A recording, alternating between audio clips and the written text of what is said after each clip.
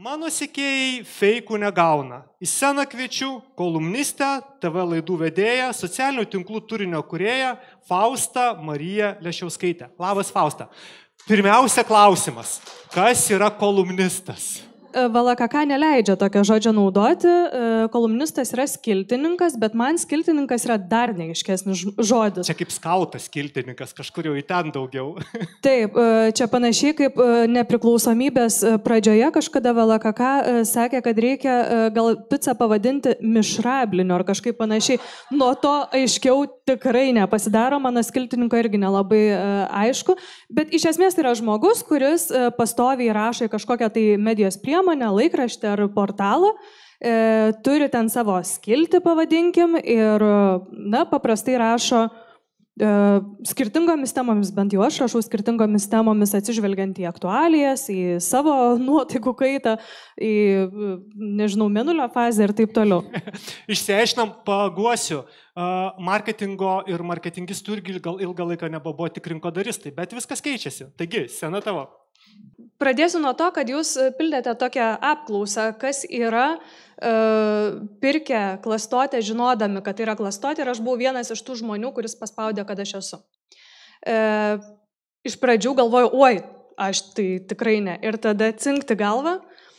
Prisiminiau, kaip prieš maždaug 8 metus Jerevane, Armėnijos sostiniai, aš įėjau į prekybos centrą ir ten staiga pamačiau tokią moterį, kuri pasipuošusi netikromis, tokiamis plazdančiamis blakstienomis, labai aštriais smailiais nagais, ir jinai stovi kaip tokia vaistininkė tarp buteliukų, tokių kolbų, ten spalvoti skysčiai kažkokie, ir aš staiga susidomiu, ką jinai čia tokia parduoda, nes atrodo, sakau, arba kaip vaistinė, arba kaip iš Hario Poterio kažkas, ir prieinu arčiau, ten parašyta Versace kažkas, Chanel egoist. Ir žodžiu, tai galvoju kvepalai. Ir aš negalėjau atsispirti jo žavesį, man pasidarė taip įdomu, kad aš ne todėl, kad aš tų kvepalų norėjau, bet man buvo įdomu, ką tau gali ten išvirkšti, nes jinai su tokia dideliu švirkštu iš tos kolbos, tau į mažą buteliuką prišvirkščia tų kvepalų. Tai aš nusipirkau 3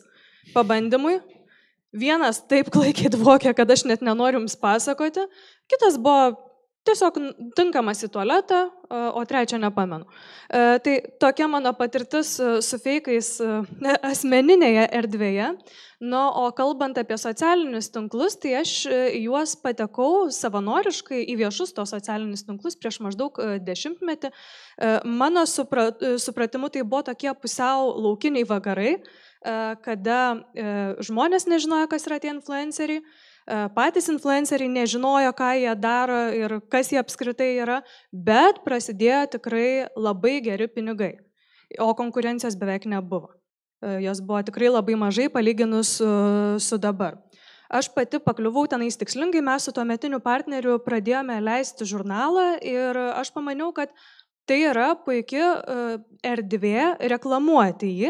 Aš mačiau, kaip tai daro Happy 365 redaktorė Jurga Baltrukonytė.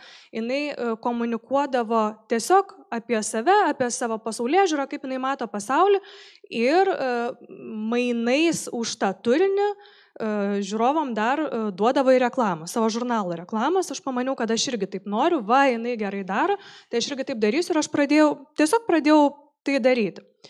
Tai buvo toksai, kaip ir sakiau, laukinis laikas, ir tada prasidėjo netikrų sekėjų skandalai. Aš atsimenu, kaip netikrai sekėjais buvo apkaltinta dabar visiškai iš eterio pasitraukusi Monika Šalčiūtė.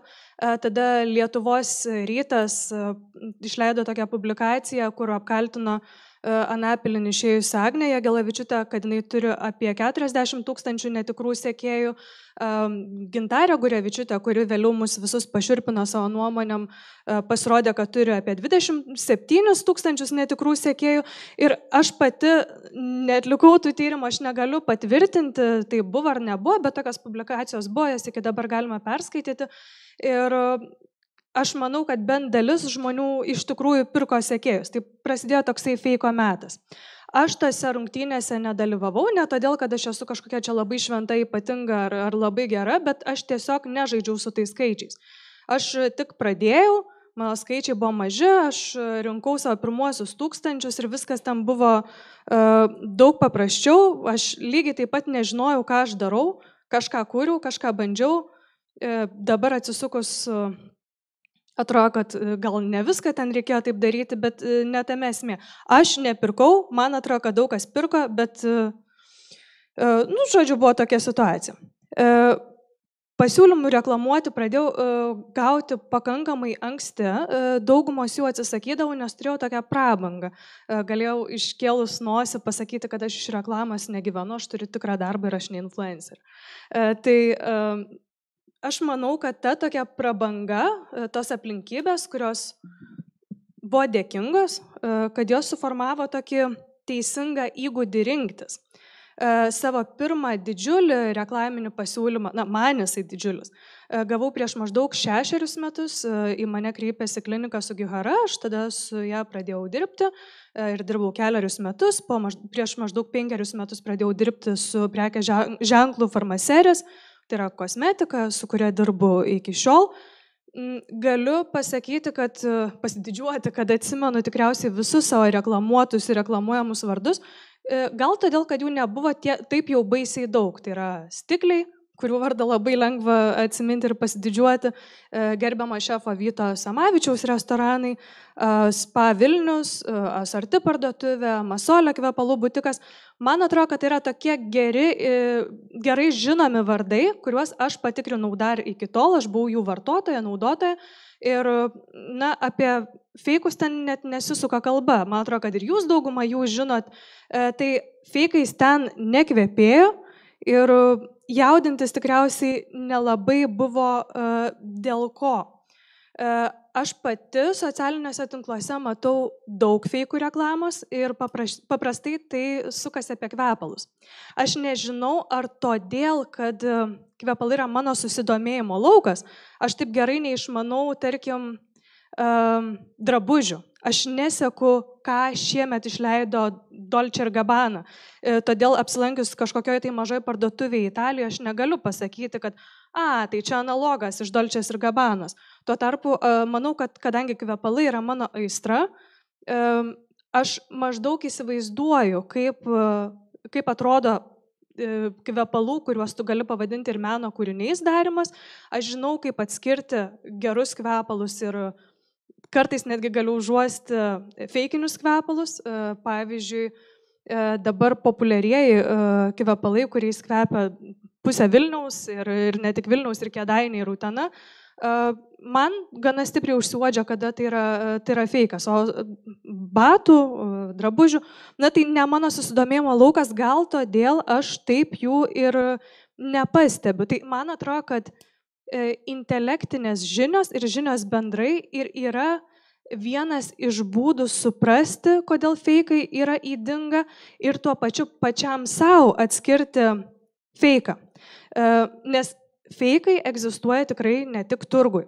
Mes ilgą laiką galvom, kad feikai, tai kažkur tenais gariūnuose. Realiai feikų rinka, pavyzdžiui, yra vyno versle. Ir mes kalbam apie vynus, kurie kainuoja kelis šimtus arba kelis tūkstančius eurų. Kaip daromi vyno feikai? Tai, pavyzdžiui, Kinijoje tai yra labai labai populiaru. Restoranuose, prabangiuose restoranuose someljė po renginio parduoda, ne po renginio, po pamainos parduoda butelius, originalius to vyno butelius kažkokiam tai, nežinau, juodai kažkokiai tai rinkai ir tie juodosios rinkos atstovai toliau gamina vyną. Vyną pagaminti nėra sudėtinga gera, nes tas vynas, už kurį mes mokame ten kelis šimtus arba kelis tūkstančius, tai jis nėra savo skoniu tiek geresnis už vyną, kuris kainuoja 200 eurų.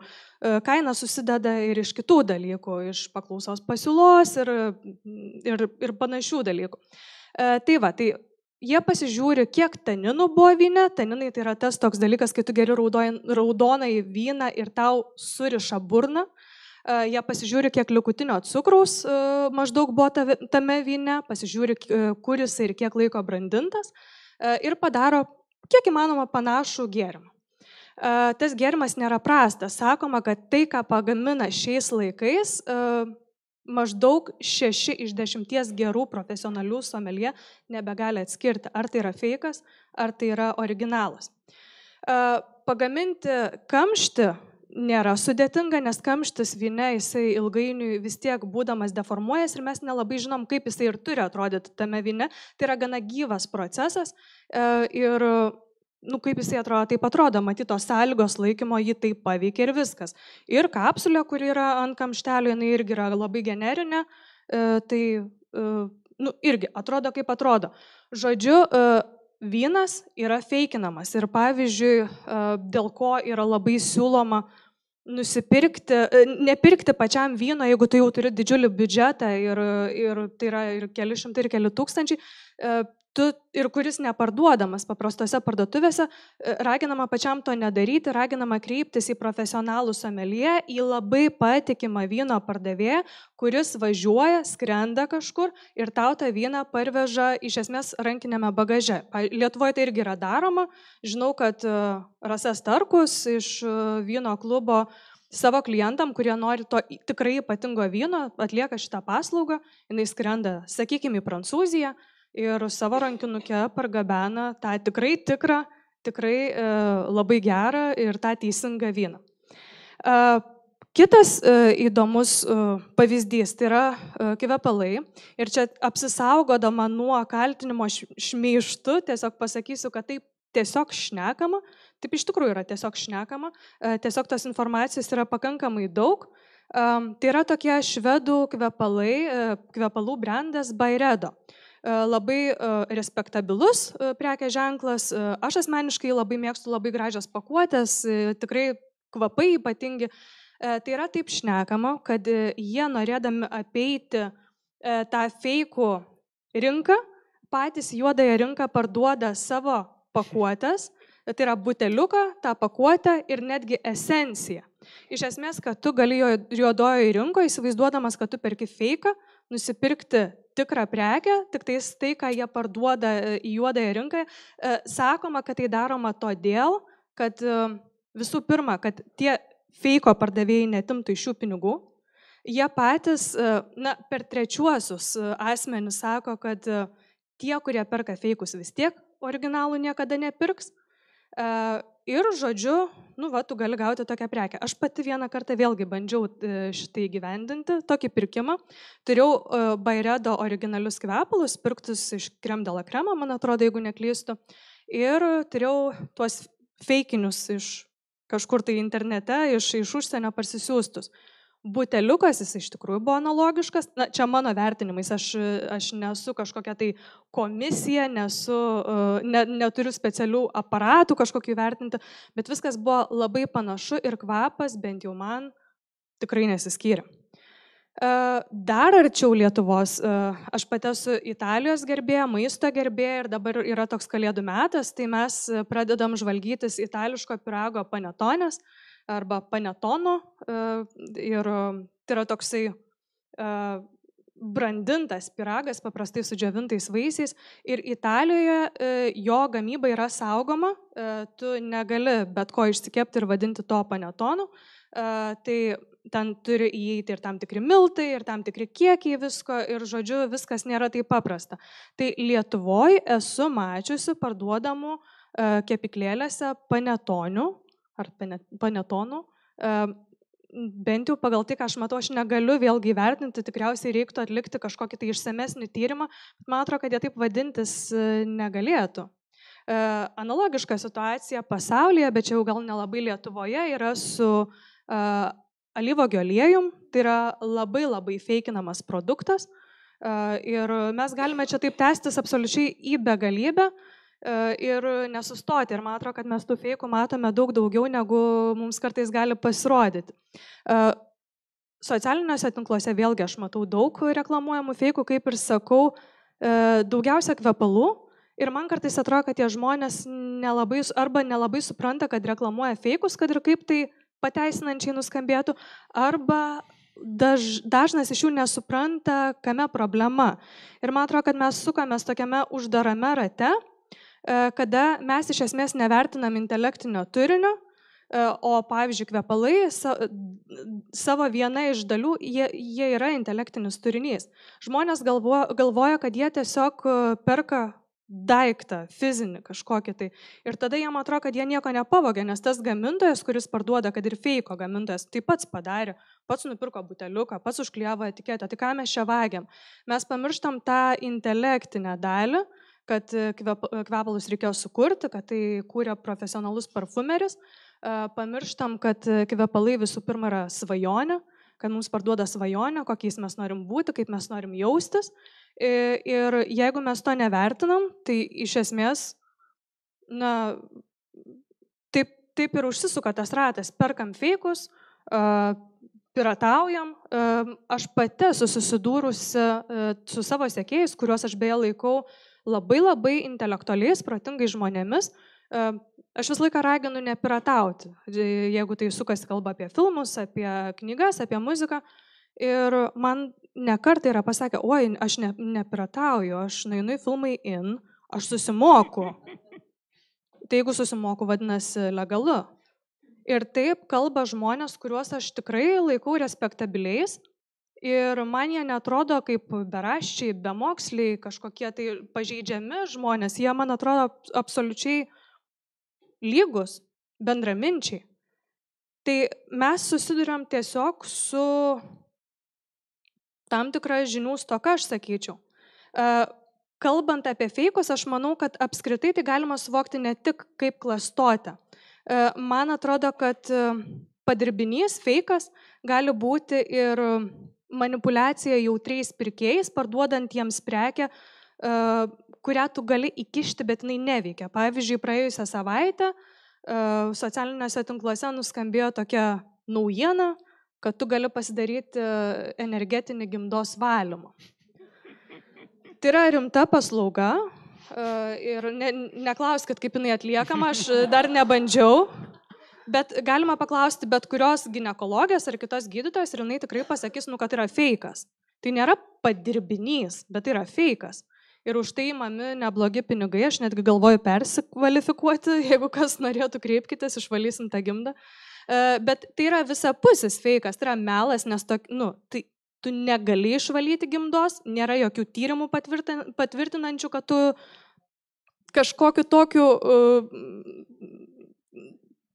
aš net nerandu žodžių, kurie nebūtų keiksmažodžiai, tai tiesiog nesąmonė.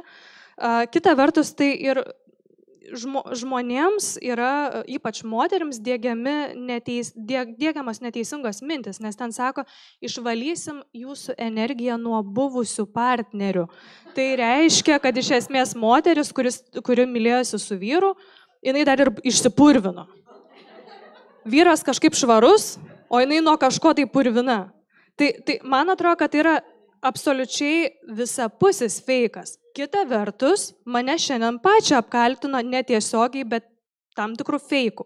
Aš praėjusią savaitę pasidariau tokius genetinius tyrimus, tai yra absoliuti naujovė, ir aš juos komunikavau kaip savo asmeninę patirtį, tai nebuvo reklama. Idėja yra tokia, kad tu pasidarai tuos genetikos tyrimus su labai profesionaliu genetiku, aš jį asmeniškai pažįstu, tai yra vienas ryškiausių genetikų Lietuvoje.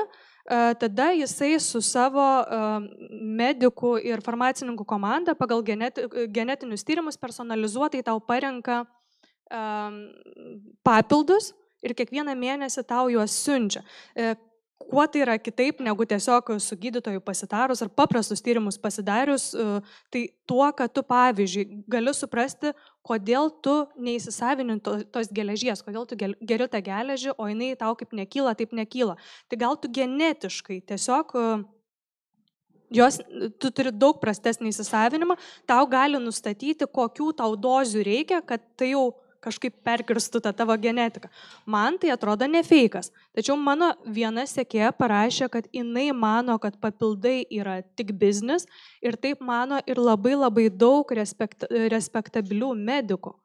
Ir aš negaliu ginčytis, aš irgi galvoju, kad labai daug vaistinėse parduodamų papildų yra tam tikrą prasme feikas, nes ten netitinka nei koncentracijos, netitinka to, ko mums reikia, nei labai daug dalykų. Kita vertus, tuo genetiku aš labai pasitikiu Man tai atrodo respektabilu, man tai atrodo patikima ir aš nemanau, kad aš papasakojau feiką. Tai pabaigdama noriu pasakyti, kad pamoka tikriausiai tame, kad mes